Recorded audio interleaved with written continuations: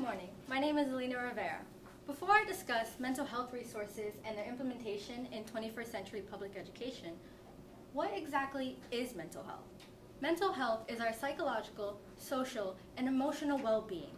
It's how we think, how we feel, and how we act. And it even determines how we handle stress, relate to others, and make choices. So someone with declining mental health or mental health issues can find that they are overcome with the stress they face in daily life. And if they're so overcome by things like their career, their family, their school deadlines, they can find that it's hard to function in their daily life. So, what is public education in the 21st century doing about this? I'll tell you. They're implementing school-based health centers, which provide both primary care, which is things like physical health, like vision screenings, checkups, but they're also providing behavioral health care, which are like preventive screening and treatment of common behavioral issues like depression and anxiety. These health centers are comprehensive and convenient because they are located on school property. So anyone who needs help or care can go into that health center while they're in school. This can also help with economic disparities like family income, because if you cannot afford it, it's offered to you at no or low cost. And nationally, the school-based health centers are growing in the 21st century. In these school-based health centers, both primary care providers and behavioral health care providers are offered. They're staffed there. And the percentage of this expanded healthcare team is also increasing in the 21st century. But what does this have to do with public education or a student's academic success? I'll tell you. According to the Association of Children's Mental Health, only 40% of students with emotional, mental health, or behavioral disorders graduate high school, as compared to the national average of 76%. And over 50% of students with an emotional or behavioral disorder drop out of high school.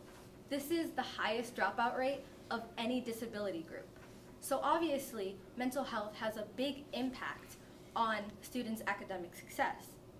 This healthcare center provided in schools can help with that because there are professionals there that will provide the health care and attention to the students that need it the most.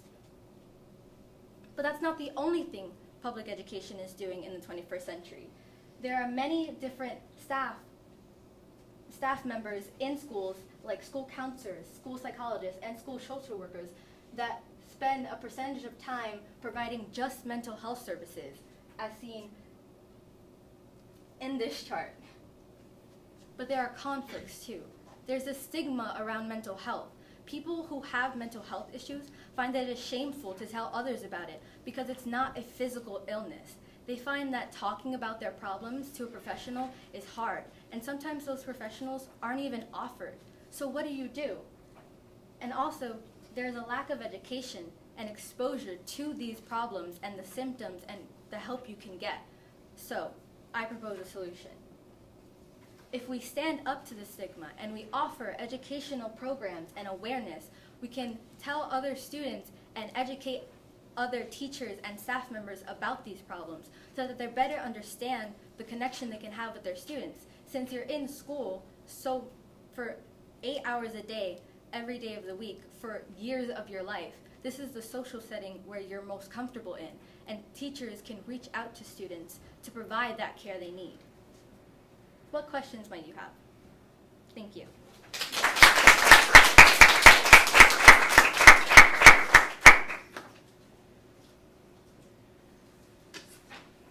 All right, my friend, I have 2 questions for you.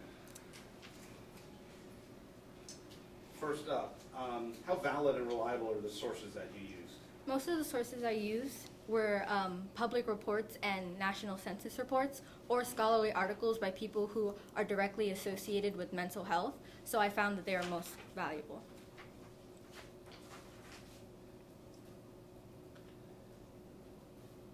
Sorry, I'm scribbling.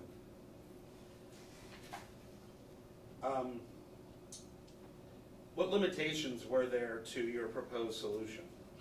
Well, Well, I know there's an economic limitation because not all schools have the state funding or federal funding to implement these educational programs. But I know that if we work for it and we make it known that mental health is important, that we can get it done. All right, cool, thank you.